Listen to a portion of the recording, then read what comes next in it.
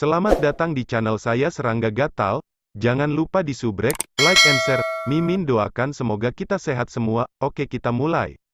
Dengan mata Wen Xinzhao dan yang lainnya, tidak ada yang istimewa. Tapi Sui langsung menilai bahwa ada harta surga dan bumi di pegunungan itu. Pergi ke sana. Berbicara, Sui hanyut terlebih dahulu. Dia tampak sedikit aneh. Pegunungan itu seperti naga dan ular, puncak-puncak yang tersebar saling bersilangan, langit melengkung, dan menutupi segala arah. Ini adalah jalan harta karun alami. Di antara gunung-gunung, itu adalah tempat dengan aura langit dan bumi paling banyak, dan juga tempat jalan-jalan berada. Di tempat-tempat ini, dengan akumulasi energi spiritual, hal-hal spiritual yang luar biasa pasti akan lahir. Entah itu mineral vena spiritual kelas atas, atau obat yang bagus, atau mungkin harta langka lainnya.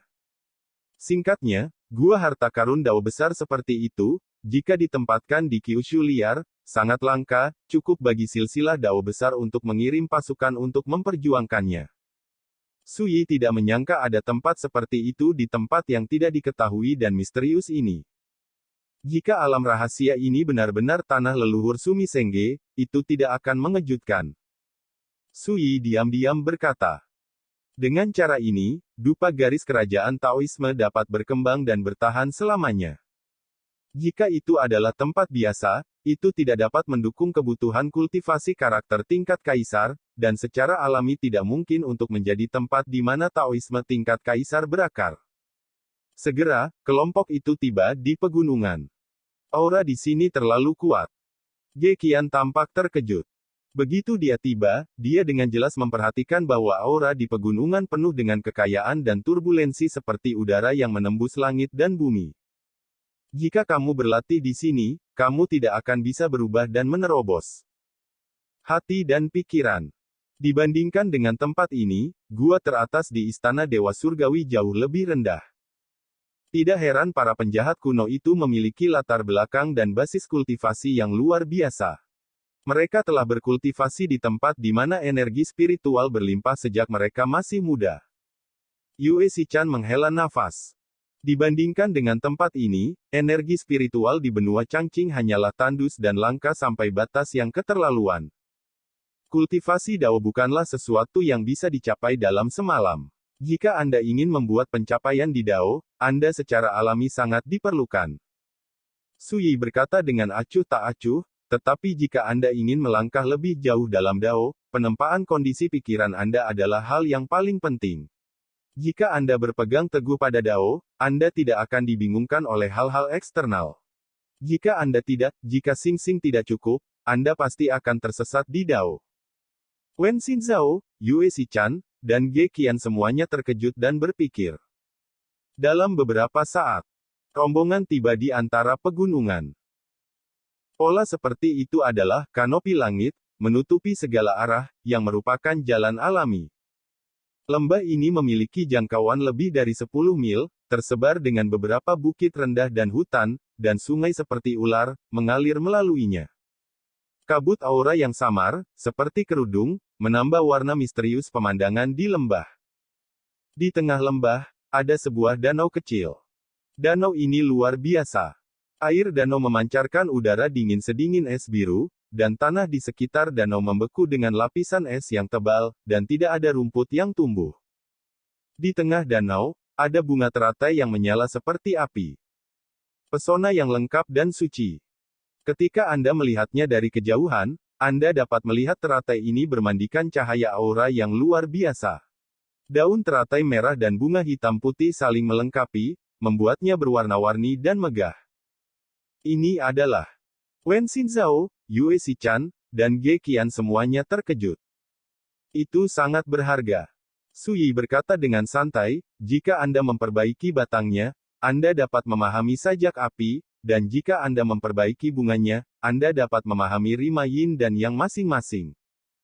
Secara umum, harta seperti ini sering diberikan kepada murid paling inti di sekte oleh para Tao tingkat atas itu. Dengan cara ini, Anda dapat dengan mudah memahami dan mengontrol kekuatan Dao Yun, dan nilainya sama sekali tidak sebanding dengan ramuan biasa. Yang disebut obat Dao adalah ramuan yang mengandung pesona Dao, yang masing-masing merupakan harta surga dan bumi, langka. Di Kyushu yang liar, secara umum, hanya tanah terberkati gunung spiritual tingkat atas yang ditempati oleh garis keturunan Tao tingkat kaisar yang dapat memelihara harta jalan seperti itu. Cara hebat. Wen Xinzhao dan yang lainnya terkejut, ini adalah pertama kalinya mereka melihat benda suci seperti itu. Dan mendengar narasi Sui, juga membuat mereka lebih menyadari bahwa lotus api Dewa Dua hasil di depan mereka tidak diragukan lagi merupakan keberuntungan. Nilai yang setara jauh dari sebanding sekarang. Sui memiliki beberapa penyesalan. Dalam kehidupan sebelumnya, dia pernah membuka kolam teratai di guanya sendiri, dan menanam semua jenis teratai yang tak tertandingi di dunia. Setiap kali bunga bermekaran, langit penuh dengan keharuman, dan itu indah. Di antara mereka, ada dua dewa lotus api. Namun, di kehidupan sebelumnya, dengan Taoisme dan alam Sui, kolam teratai seperti itu dibuka murni untuk penghargaan, dan kadang-kadang beberapa biji teratai dan kelopak bunga dipetik untuk membuat teh dan minuman. Ngomong-ngomong, bagi kami, ini memang berkah, dan saya hanya perlu memahami ritme yang, jadi dengan obat yang berharga ini, saya bisa menghemat uang, saya punya banyak waktu. Berbicara, Sui telah menyapu ke arah danau kecil. Hah! Segera, Sui menemukan sesuatu, dan jari-jari kakinya dengan lembut mengerahkan kekuatan. Lapisan es tebal di tanah retak terbuka, memperlihatkan tablet batu hitam yang dibuang ke tanah. Sui meraih tangannya, dan tablet batu itu muncul dari udara tipis dengan tanah, dan melihat sebaris kata yang terukir di tablet batu dalam naskah iblis kuno. Perhatikan kolam teratai. Sui mau tidak mau menunjukkan sekilas penemuan ini, tentu saja, pulau abadi Sumi ini seharusnya menjadi tanah leluhur paviliun suci Sumi, dan kolam teratai ini, sedini 30.000 tahun yang lalu, pada saat itu, sudah di bawah kendali paviliun suci Sumi. Hanya saja setelah pengaruh larangan kuno gelap 30.000 tahun, tempat ini telah menjadi tanah tanpa pemilik. Petik 2. Paviliun Suci Sumi adalah salah satu dari 3 sekte iblis besar 30.000 tahun yang lalu. Saudara Su, kamu tahu banyak. Wen Xinzhao tidak bisa menahan diri untuk tidak menghela nafas. Yue Xichan dan Ge Qian juga terkejut. Sebenarnya, ini adalah pertama kalinya mereka menjelajahi dunia rahasia bersama Sui, dan kebijaksanaan serta metode yang ditunjukkan Sui sepanjang jalan mengejutkan mereka berkali-kali. Sampai sekarang, melihat bahwa Sui bahkan mengenali naskah iblis kuno, mereka tidak bisa tidak bertanya-tanya, di dunia ini. Apalagi yang tidak diketahui Sui. Apa yang disebut pengetahuan kuno dan modern, membedakan segala sesuatu hanyalah itu. Tidak heran lelaki tua itu memintaku untuk bertindak dengan Sui, hanya karena dia menunjukkan semua jenis metode yang tak terbayangkan di sepanjang jalan, dia sudah luar biasa, jauh dari sebanding dengan para penjahat kuno itu. Ge Qian bergumam pada dirinya sendiri. Jika tidak jelas bahwa Sui bukan penghuni liar atau penjahat kuno, dia tidak bisa tidak curiga bahwa Sui adalah Lin Chen yang abadi. Jika tidak, Anda akan tahu terlalu banyak, dan Anda akan menjadi maha kuasa. Sampai jumpa lagi. Sui berkata, matanya menyapu dua teratai api dewa di tengah kolam teratai, dan senyum tiba-tiba muncul di bibirnya, mengatakan, sepertinya waktu kunjungan kita tidak buruk. Dalam 3 hari, kuncup teratai ini akan mekar sepenuhnya. Pada saat itu, dua sajak yin dan yang memeliharanya akan disebut lengkap. 3 hari. Kelopak mata Ge Qian berkedut dengan keras, dan dia berkata dengan cemas, Tuan Su, 3 hari terlalu lama, menurut pendapat saya, terlepas dari apakah itu matang atau tidak, pertama-tama saya akan mengambilnya dan memasukkannya ke dalam tas, lalu pergi. Cepat, ini adalah tempat teraman. Lagi pula, jika ada kecelakaan, pasti akan ada konflik sengit di sini. Inilah yang baru saja saya katakan. Sui tidak bisa menahan diri untuk tidak menghela nafas, close mouth. Suara itu masih bergema, dia tiba-tiba mengarahkan jarinya sebagai pedang, dan menusuk secara diagonal melintasi langit. Sebuah pedang yang jelas menebas. Dentang. 3 kaki ruang di depan Sui, tiba-tiba ada suara tabrakan. Kabut darah ini jelas sangat beracun, dengan bau darah tengik yang menjijikkan. Namun, sebelum kabut darah menyebar, Sui melipat telapak tangannya dan menggenggamnya dengan tiba-tiba. Ledakan. Ini. Ekspresi Wen Xinzhao dan Yue Xichan sedikit berubah. Ge Qian juga melebarkan matanya. Pembunuhan mendadak ini, mereka tidak menyadarinya sebelumnya, ketika mereka bereaksi, mereka tidak bisa tidak terkejut. Panah hitam 7 inci tidak diragukan lagi sangat aneh dan menakutkan, sunyi, tidak berwujud, dan tanpa diduga, itu datang kepada mereka. Jika Sui tidak menyadarinya dan segera bertindak, konsekuensinya tidak akan terbayangkan. Siapa yang menyelinap serangan diam-diam? Suara mendesing. Pada saat ini, Sui menjentikkan pergelangan tangannya, dan kelompok cahaya berwarna darah melesat ke dasar gunung yang sangat jauh seperti panah dari tali. Ledakan. Kabut darah meledak, menutupi area 10 zang di dekat kaki gunung. Mata Sui dan yang lainnya terkunci pada sosok itu untuk pertama kalinya. Ini adalah seorang pemuda, mengenakan jubah binatang hitam, kulitnya seputih batu giok, dan wajahnya sedingin batu. Feng Zidu. Wen Xinzhao dan yang lainnya segera mengenali identitas pemuda berjubah binatang itu. Feng Zidu, tokoh kelas atas dari roh-roh jahat kuno, menduduki peringkat ke-6 di konferensi lantai Dharma. Dikatakan bahwa dia adalah keturunan dari keluarga Feng, keluarga pembudidaya iblis 30.000 tahun yang lalu, dan dia memiliki darah burung iblis yang tiada taranya, Sky Sparrow. Dan leluhurnya adalah Kaisar Darah, yang terkenal di dunia 30.000 tahun yang lalu, terkenal dengan kecepatan dan pembunuhannya. Pada tingkat panah, mungkinkah Anda adalah seorang kultivator jiwa? Ada nada terkejut dalam suaranya. Panah tak berdarah adalah salah satu kartu asnya. Itu terbuat dari taring binatang alien kuno, Void Serpent. Sulit untuk dijaga. Dalam kasus serangan mendadak, Anda bahkan dapat dengan mudah menembak dan membunuh kultivator. Feng Zi berpikir bahwa bahkan jika Sui dapat memblokir serangan ini, dia akan menderita luka-luka, tetapi dia tidak menyangka bahwa Sui dapat menangkap nafas dari panah tak berdarah. Sui terlalu malas untuk berbicara omong kosong, mengangkat tangannya dan menebas dengan energi pedang. Pedang Qi yang jernih keluar dari udara tipis dan menghilang. Di kaki gunung di kejauhan, kelopak mata Feng Zi melompat, dan sosok itu seperti kilat hitam, menghindari ke satu sisi. Ledakan. Di tempat dia berdiri, sebuah selokan lurus muncul, mengejutkan. Menyusut. Suara mendesing. Feng Zi menghindar lagi. Feng Zi tercengang dalam hati, dan punggungnya dingin, keterampilan kendo orang ini terlalu menakutkan.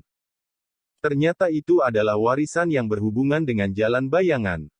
Melihat Feng Zi menghindari pembunuhannya dari udara, Sui juga sedikit terkejut. Segera ia melihat bahwa apa yang telah dikuasai Feng Zidu adalah Tao Bayangan Sunda, yang terbentuk dari perpaduan pantun angin dan pantun bayangan. Ini adalah sajak luar biasa yang terkait dengan aliran cepat. Sajak Dao ini dikombinasikan dengan beberapa teknik gerakan esoteris dapat membuat kecepatan biksu itu sendiri mencapai tingkat yang luar biasa.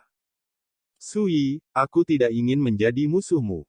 Sebelum aku bergerak, itu tidak lebih dari pengingat bagimu, untuk memberitahumu bahwa ini adalah kesempatan pertamaku untuk menemukan tempat ini.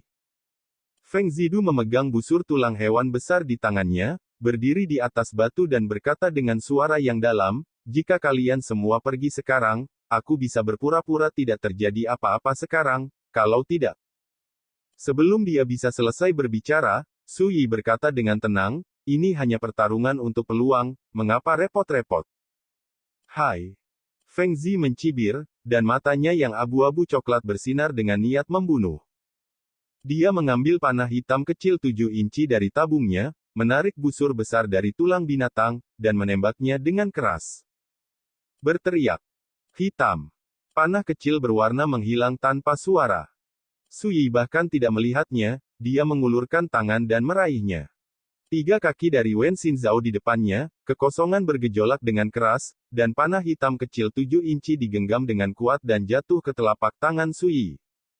Adegan ini membuat Wen Xinzhao merasakan hawa dingin di punggungnya. Dia telah bersiap dengan baik sebelumnya, tetapi dia masih tidak menyangka bahwa panah ini akan ditembakkan padanya. Baru pada saat Sui menembak, dia merasakan bahaya yang mematikan. Dan ketika dia hendak melawan, panah tak berdarah itu sudah ditundukkan oleh Sui. Hanya dalam sekejap, bahaya yang tersembunyi di dalamnya bisa disebut mendebarkan.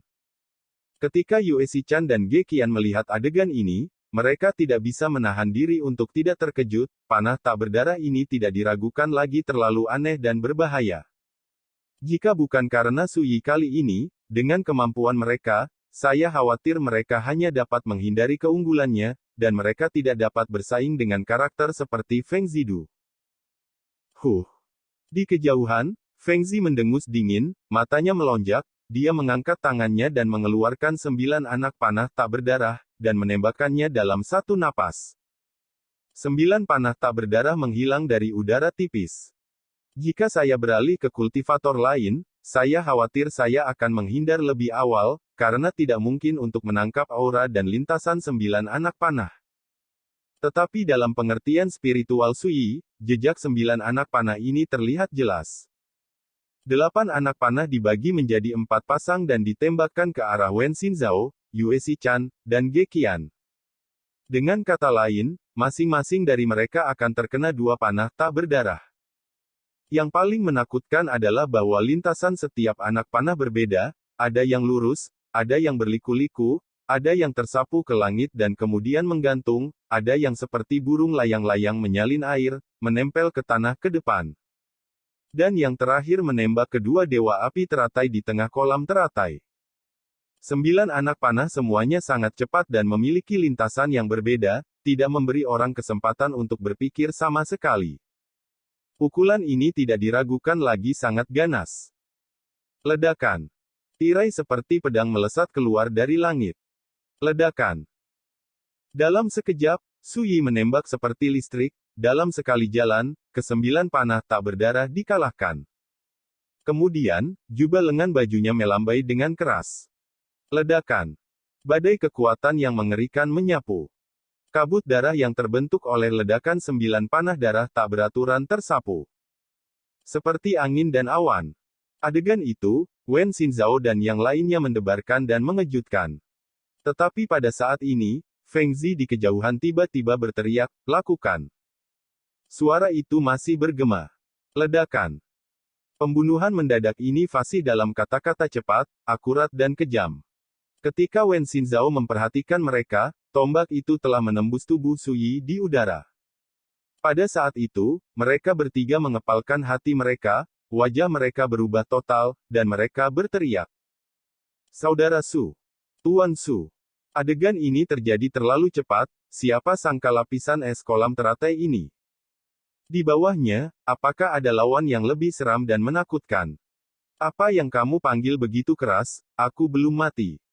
Sebelum Wen Xinzhao dan yang lainnya bisa bereaksi, suara acuh tak acuh yang akrab terdengar. Kemudian mereka melihat sosok Sui yang ditusuk oleh tombak, tetapi itu adalah bayangan ilusi, bukan tubuh aslinya.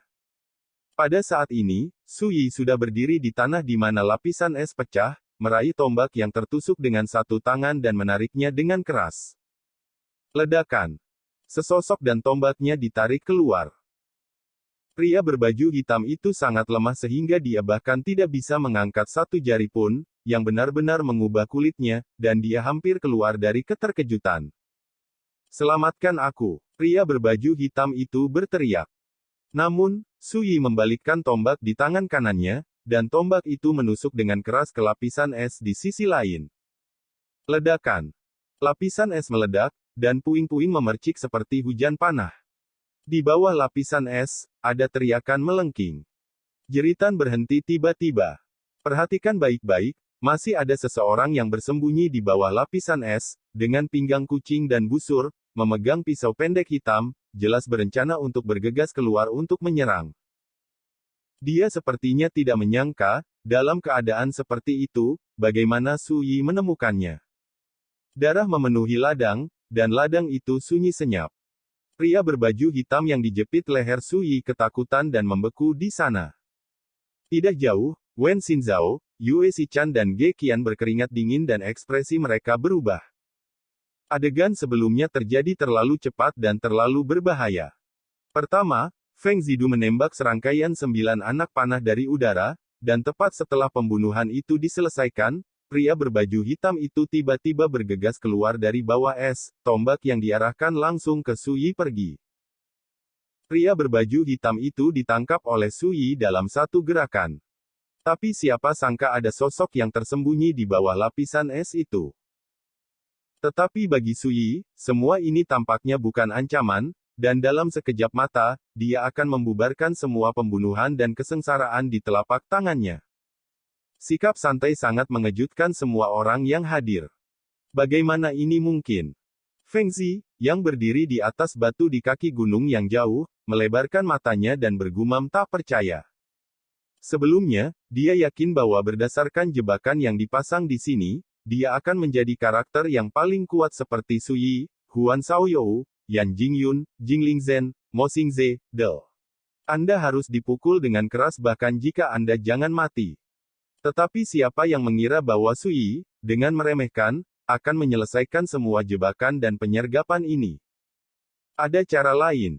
Su Yi memandang He Feng Zidu di kejauhan, dan berkata dengan penuh minat. Jepit telapak tangan saat berbicara.